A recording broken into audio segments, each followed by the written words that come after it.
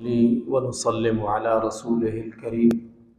أما بعد فأعوذ بالله من الشيطان اللعين الرجيم بسم الله الرحمن الرحيم۔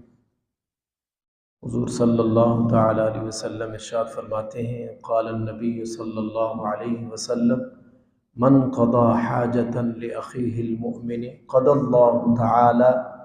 له 70 حاجة في الدنيا والآخرة۔ حضور فرماتے ہیں جو اپنے مومن بھائی کی کوئی حاجت کو پوری کرتا ہے تو اللہ تعالیٰ دنیا و آخرت میں اس کی 70 حاجتیں پوری فرمائے گا۔ اور آگے میرے کریم نے فرمایا، طلب العلم فریضۃ علی کل مسلم و مسلمۃ۔ حضور نے فرمایا صلی اللہ علیہ وسلم، علم حاصل کرنا ہر مسلمان مرد اور عورت پر فرض ہے۔ اتنا علم حاصل کرے تاکہ دین کا پتہ چل جائے، نماز روزے کا پتہ چل جائے، یہ سب مسلمانوں پر فرض ہے، چاہے عورت ہو چاہے مرد ہو۔ اور آج 15واں روزہ ہے، آپ کو پتہ ہے جلدی سے رمضان شریف گزر رہا ہے۔ ہم اللہ سے دعا کرتے ہیں باری تعالی ہمارے اگلے پچھلے گناہوں کو معاف فرمائے۔ آج اس ہستی کی آمد ہوئی، آج کے دن ولادت باسعادت نواسۂ رسول جگر گوشہ بطول اور حضرت مولا کائنات کے بڑے صاحبزادے ہمارے امام حضرت امام حسن مجتبیٰ رضی اللہ تعالیٰ عنہ کی ولادت باسعادت 15 رمضان اور 3 ہجری کو ہوئی مدینہ منورہ میں، جن کے لیے میرے کریم آقا علیہ الصلوۃ والسلام نے ارشاد فرمایا، اے اللہ میں حسن سے محبت کرتا ہوں، اے میرے رب میں حسن سے محبت کرتا ہوں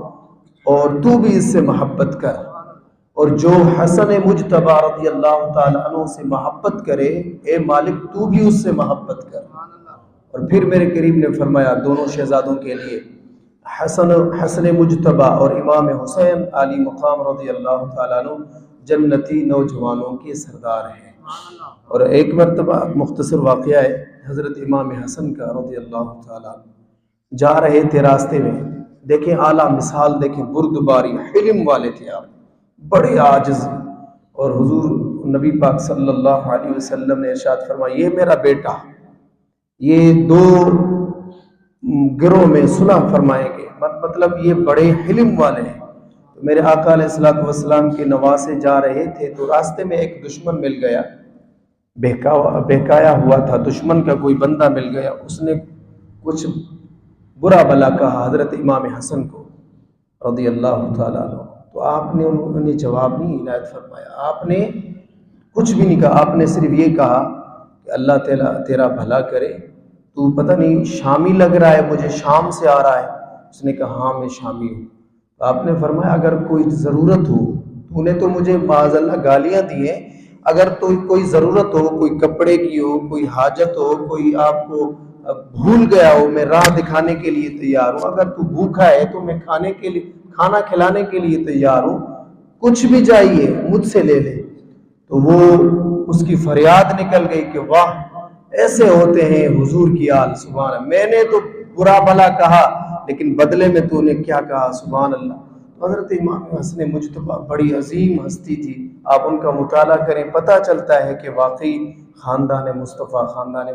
اللہ تعالیٰ سے دعا ہے اپنے حبیب کے